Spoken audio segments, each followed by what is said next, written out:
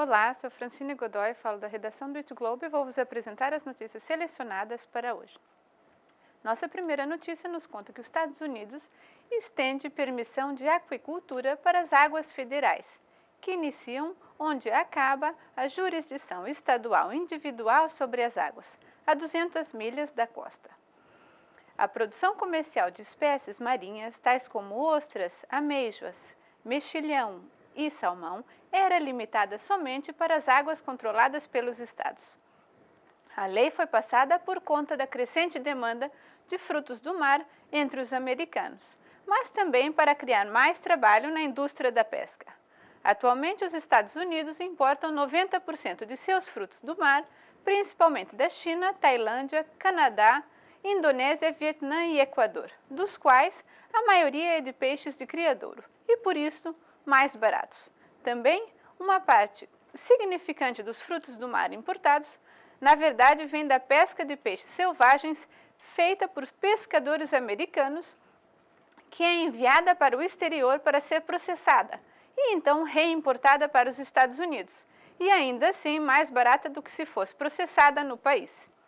A nova lei vai permitir maior produção em criadouros americanos.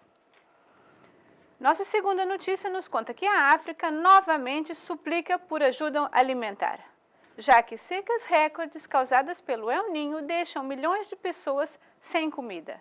A Etiópia, com população de 97 milhões, tem 10 milhões de pessoas com necessidade urgente de auxílio alimentar, já que 2 colheitas consecutivas foram perdidas por causa da seca.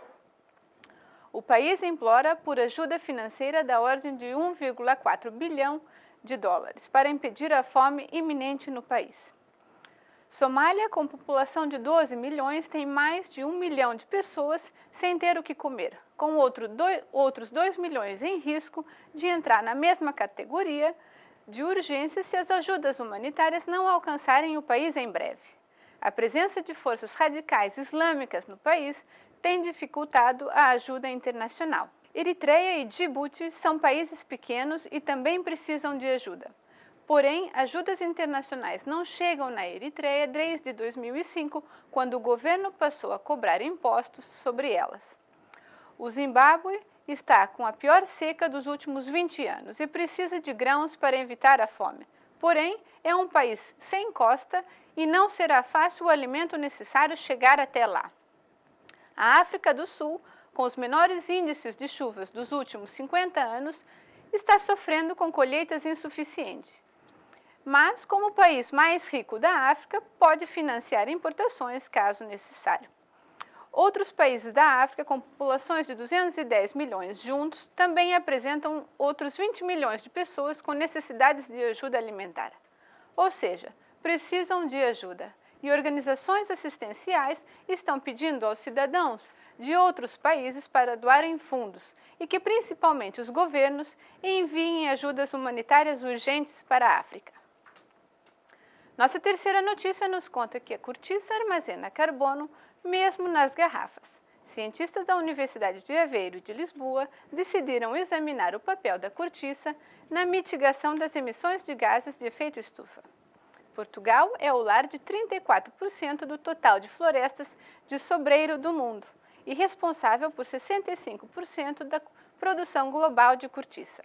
A cortiça é tirada da casca do tronco das árvores de sobreiro, como se fosse um tecido. Um sobreiro pode viver até 300 anos. E quando a árvore chega aos 25 anos de idade, a cortiça pode começar a ser extraída a cada 9 anos. A cortiça é utilizada principalmente pela indústria vinícola para a produção de rolhas e também pela indústria da construção como coberturas e isolantes. O resultado dos estudos feitos pelos cientistas mostraram que os sobreiros armazenam aproximadamente 250 gramas de carbono por metro quadrado ao ano e atua como um reservatório de carbono mesmo nos anos secos, tais como 2009, 2012 e 2015. Os sobreiros são particularmente sensíveis ao clima seco, que limita sua fotossíntese. E embora os cientistas tenham anteriormente pensado que o clima seco limitasse também a capacidade das árvores em armazenar o carbono, esse resultado mostra outra coisa. Também descobriu que o processo de retirada da casca não impacta na capacidade das árvores em armazenar o carbono e que a cortiça que está sendo utilizada em produtos ou disposta em aterros continua armazenando o carbono absorvido. Para Portugal, isso significa uma armazenagem de carbono média de 40.000 a 70.000 toneladas ao ano. Por hoje ficamos assim. Obrigada por nos acompanhar aqui no IT Globo e para saber mais sobre estas e outras notícias, visitem nosso website.